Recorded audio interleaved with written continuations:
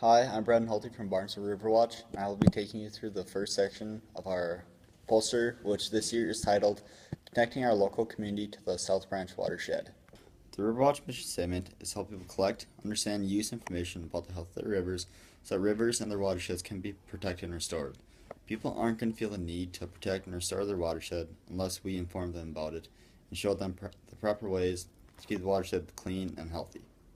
For the forum this year, we investigate our part of the Red River Basin, which is the South Branch of the Buffalo River. We developed a lesson plan for 5th graders at Barnesville Elementary. We assessed the effectiveness of the lesson and suggested improvements, so may be used again in the future. So here's a picture of the South Branch of the Buffalo River. In blue, that is the actual South Branch. In red, that is Deerhorn Creek. In blue, that is Whiskey Creek that runs right through Barnesville. And in green, that is Stony. You can see the headwaters are just right at the bottom of that picture, and that is about 5 miles northeast of Ross, Minnesota.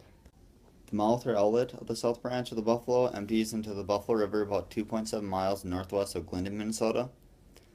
The total area of the South Branch is roughly 516 miles squared. There's about 4,000 people in it. There's technically only one city in it, which is Barnesville. There are also two others, like Downer and Baker. They're also in there, but not technically included in there. It's in 4 counties: Clay, Wilkin, Ottertail, and Becker.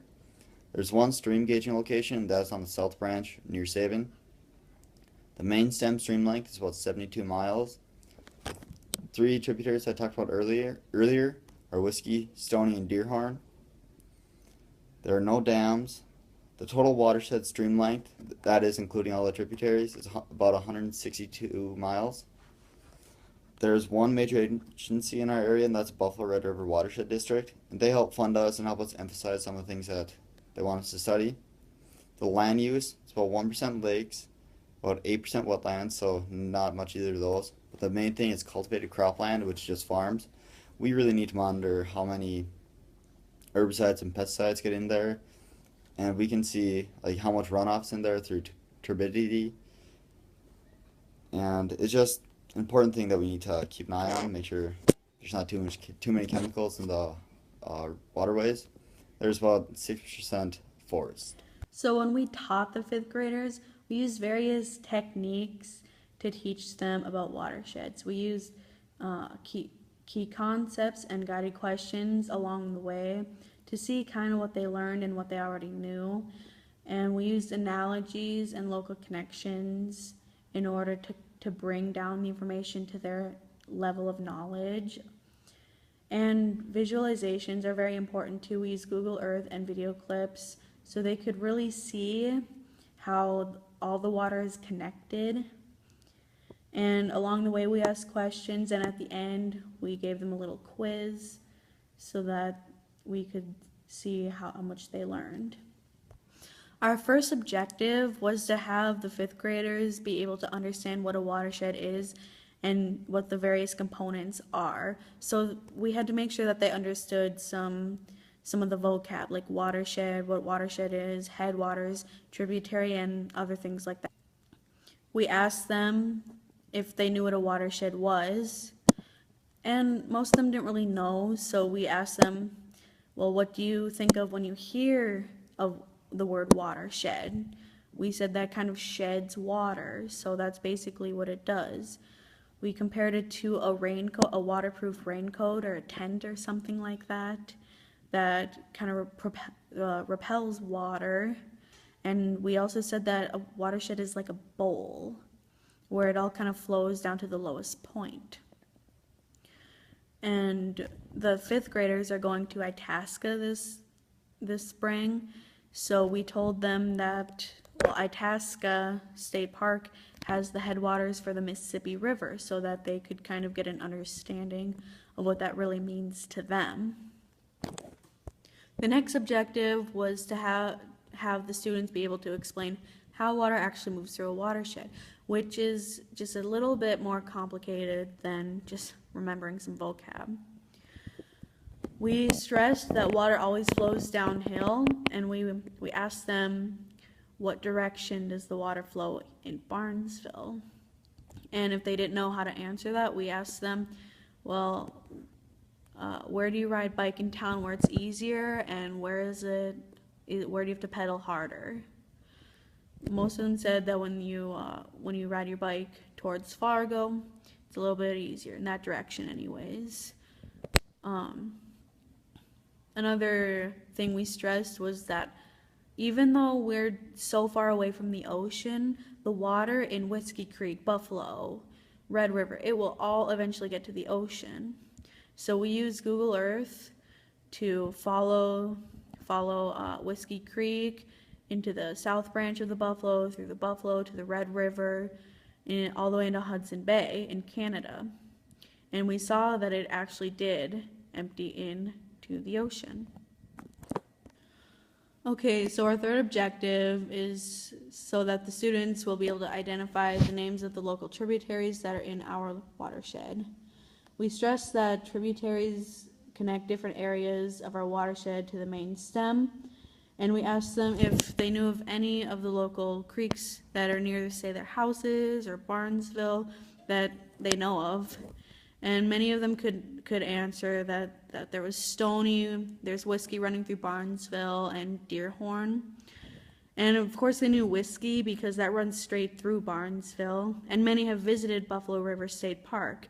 And knowing those helped them understand that these are not separate bodies of water, they're all connected, really. Okay, so our fourth and final objective was to have the students be able to identify the effects of erosion and deposition on our local streams.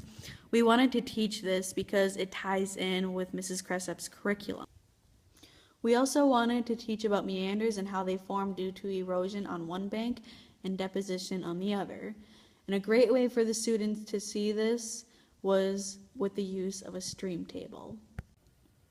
We wanted to incorporate as many learning styles as possible, so kids who are more hands-on learners could understand how meanders form more easily. After seeing erosion and deposition on the stream table, we made a comparison of the stream table to the Grand Canyon and asked them questions so they could relate the two. Lastly, we showed a 2-minute video about meander formation that we found on YouTube, which we think clearly explains how this process occurs. Hi, I'm Xavier Catamus, and I'm presenting our third portion of our poster, which is what we learned from teaching the class our presentation. We assessed the learning of the students formatively, which is kind of this off-the-cuff, informal questioning, making a 3D model of the watershed, and the stream table that we brought in. And we also assessed them summatively, which is like this 10-question quiz that we did at the end of our presentation. And we have a link in the QR code right there to the Kahoot quiz, which is kind of like a multiple choice game show type quiz game that they can play. Right here we have a picture of Brandon Holte demonstrating on the stream table we brought in how meanders can form in a river system. And over here we have an example of our watershed little page thing that we handed out to the kids to fill out the blanks. Right in that yellow triangle there, they could cut that out and then fold it, and it would make kind of a bowl shape to get the shape of a watershed. For our test, we got an average of 84%, which is shown by this graph here, that met the objective, which met our goal of 75% or greater, meeting our objectives. We passed our first 3 objectives from 77 to 89%, but we didn't meet objectives with objective 4, which was erosion and deposition. And we added that objective in because the 5th graders had been learning at the time about erosion and deposition, so we knew that would be a harder topic for them to learn about. And also, technical difficulties with our school Wi-Fi caused us to not be able to show a 2 to 3 minute video in our presentation to help demonstrate that. And something we can use to kind of fix that problem is maybe have the students follow up with a lab with the stream table, because we didn't have enough time to fully explain all the stuff in the stream table with them. After our presentation, we gave Mrs. Cressup, who was the teacher there, an evaluation sheet to kind of let us know how we did as presenters, and like maybe tell us some things that we could fix if we were to go and present to another group of kids, or like make our presentation better or more in depth. And we gave her, she had a rating scale of 1 to 5, 1 being pretty bad and 5 being extremely good. For our content, we got a 3.7, our organization, we got a 3.3, our interaction, we got a 3.6, our educational climate of 4, and our preparation of 5. Some things that she said we could have improved on was summarizing our main ideas, maybe explaining things multiple ways so that they could understand it. If they didn't understand one way we explained it, they could understand it in a different one. And speaking extemporaneously, which is kind of off the cuff, not reading just straight from a PowerPoint presentation.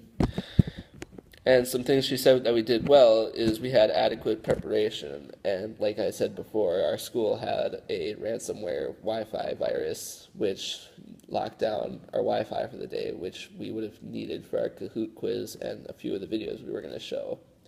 She also said we had very effective transitions going from objective to objective, kind of letting the kids catch up and asking questions in between.